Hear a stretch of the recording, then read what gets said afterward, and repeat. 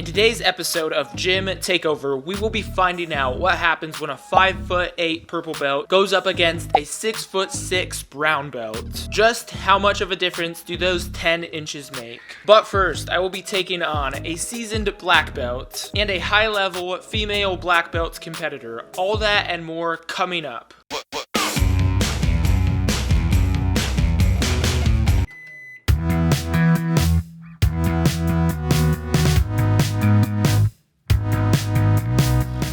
I swear, every time I have to vlog, it always takes me at least a little bit of coffee to get the brain up and running.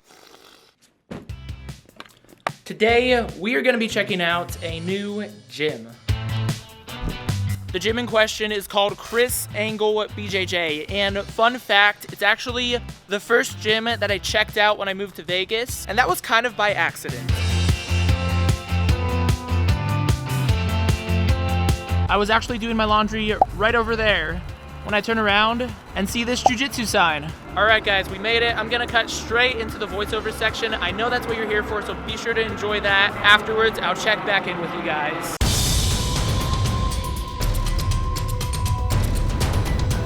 Welcome back, Agent 906. Your first target's name is Chris. He's a longtime black belt and owns his own school. He's a bigger guy, but moves like a lightweight, which is definitely a dangerous combo, so work your defense and be careful. Oh, you've never seen two guys roll with masks on? Well, you've seen it now. With a cross collar grip, he slides in and pulls De La Hiva guard. He then feeds my lapel under my leg for worm guard. As he hips in trying to sweep, I frame on his head trying to keep him at bay. So he grabs my belt, leans to the other direction, and rolls on his shoulders looking to hit a berimbolo. As he does, I post on my hand trying to keep my balance so I can keep my weight on top of him. I then grab his ankle, roll on my shoulders, and kick my legs out, escaping his back control but giving him the sweep. He gets up to his feet and grabs my knee, so I bring my bottom leg out and get up to my feet. This is more of a technical than a hard round. As you can tell, he's not really pushing the pace that much. With a cross collar grip, I sit in between his hips to pull butterfly guard. He counters my guard by getting up to his feet and grabbing my top leg to keep me from off balancing him with it. He breaks my grip and tries to backstep past my guard. I throw my top leg over, hitting this weird guard retention position. So he grabs both my legs, lowers his weight, and circles to my head to pass into north-south. This is a pass that I use all the time. As you can see here, he's a little better at it than me. I bridge out looking for an escape, but he has a grip on my bottom elbow, preventing me from completing the roll. He then steps over into mount, and since he already has a tight crossface, this is a pretty bad position for me. Thankfully for me, he switches over into knee on belly, giving me enough space to belly down and get out of there. I grab his bottom knee, looking for a quick guard pass, but he grabs my collar and hits a short collar drag. This forces me to get up to my right foot, giving him this sitting up guard where he's grabbing my leg. I step up and shove his bottom knee to the mat, looking to slide my knee through into side control, but he's grabbing my lapel underneath my legs, keeping me from passing through. He then grabs my wrist and kicks up with his leg to get the sweep, so I roll to my back to keep him from getting a back control.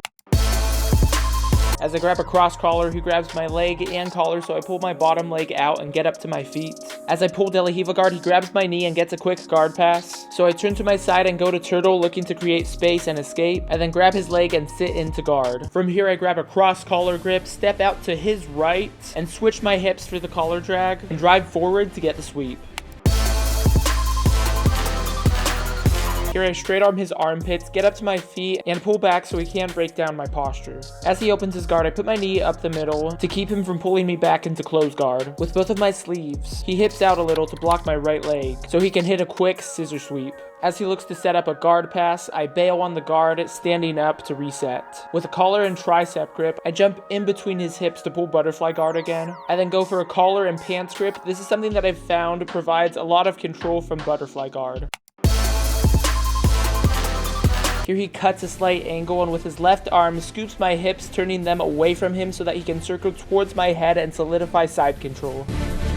Here I bridge into him, grab his leg, going into turtle to get out of side control, and then adjust myself so that I have a little bit of space to work with, and sit in with my bottom knee to retain guard. And finally, with belts scattered all over the mats like a literal minefield, the round comes to a close.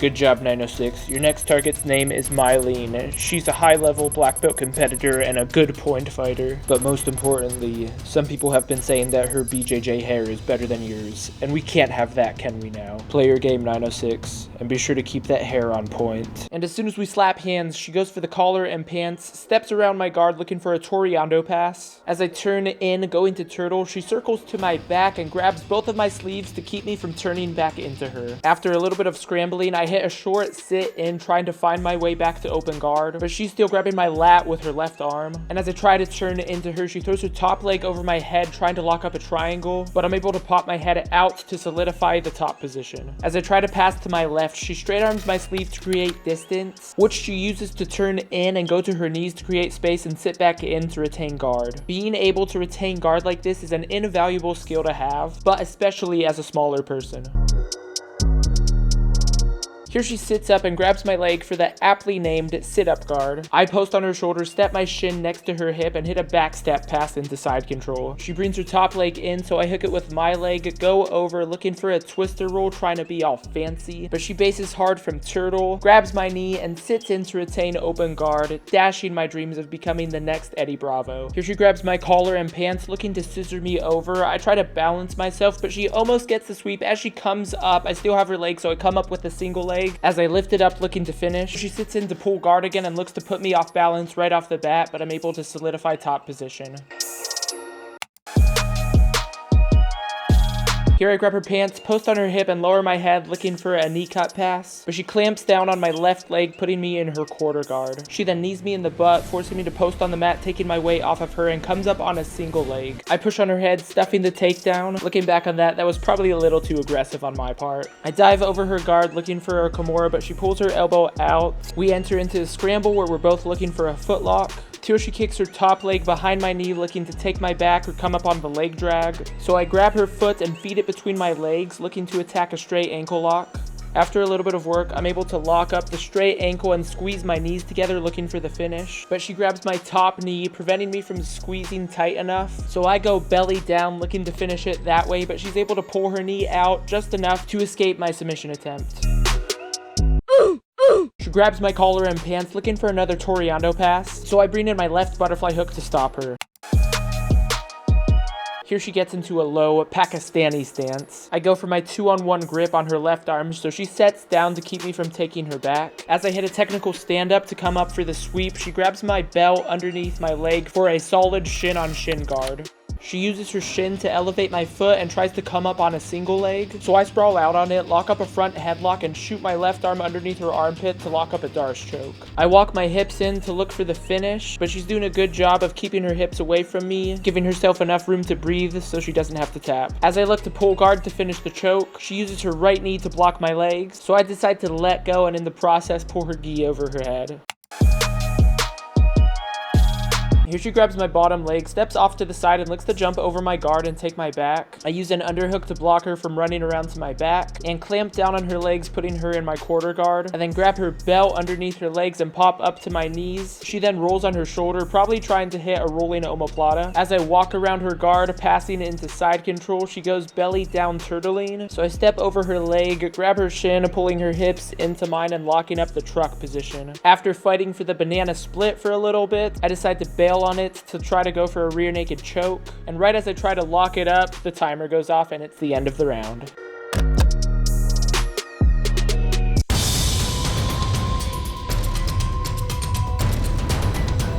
Good job, 906. Your final target's name is Marcus. He's a solid brown belt and stands at a towering 6 foot 6 inches. Be very cautious of his guard and work on keeping good posture and balance. Good luck, 906. And now we will finally find out just how much of a difference 8 inches of height can make. He grabs my collar and sits down. As I strip his grip, he sits in for guard. I approach cautiously with my knee up the middle to avoid being put in his full guard. Here he grabs my left sleeve and shoves his leg under my arm, kicking it up to attack an omoplata. I bury my head and walk my hips into him to try to stack out of it while avoiding the triangle. But he has a tight grip on my collar, and after a little bit of work, he's able to flip his top leg over and lock up a triangle. This is one of the reasons why you really have to pay attention to triangles and arm bars when you're rolling with somebody that has bigger limbs. Here I hook the inside of my knee with my hand and lean to my side, trying to alleviate some of the pressure. But he counters by pushing off the mat and coming up for the mounted triangle. And from here, it's only a matter of time before he gets the tap. I have to say, the mounted triangle is one of my favorite submissions, but being on the receiving end of it, I think I could do without. As I walk in and look to establish dominant grips, he grabs my lapel and butt scoots in for lapel guard. He hits a quick trip, but I get back up before he can stabilize the sweep. Here he attempts to invert and attack my legs, so I get really heavy hips. He feeds his lapel over his feet and kicks up hard, looking to put me off balance. So I grab the bottom of my lapel with both of my hands and yank it away from him. But as soon as I go back into the pocket, he looks to invert and attack a leg lock again. As I pull back, he feeds my lapel under my leg for worm guard. This is an extremely hard guard to get out of. Pretty much my only hope here is grabbing his left leg to keep him from getting close enough to me to attack. Here he kicks his left leg down, cutting an angle, looking to come up on a sweep. The only thing keeping me up here is the fact that I have his collar and my knees in between his legs. Here I sit down, put my foot on his bottom grip and push into it to break it. As I get back to my knee, he hits a 2-on-1 grip on my left sleeve. And as I step up to my right foot, he hits a beautifully timed scissor sweep. As I fall, I pull X guard and come up on his single leg before he can solidify the sweep. And after I posture in, trying to break his lapel grip, the timer goes off and the round is over.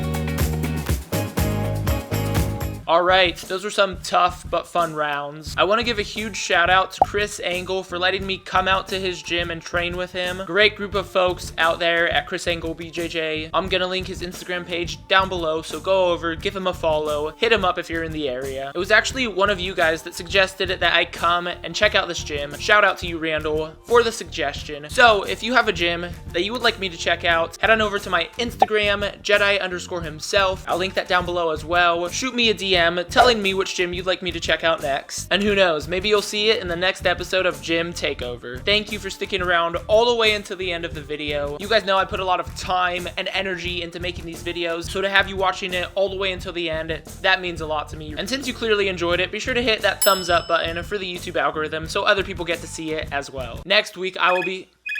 Hello? John Danaher? You want to give me my black belt? But you'll only do it if the person watching this video right now hits the subscribe button and turns on the notification bell? Okay.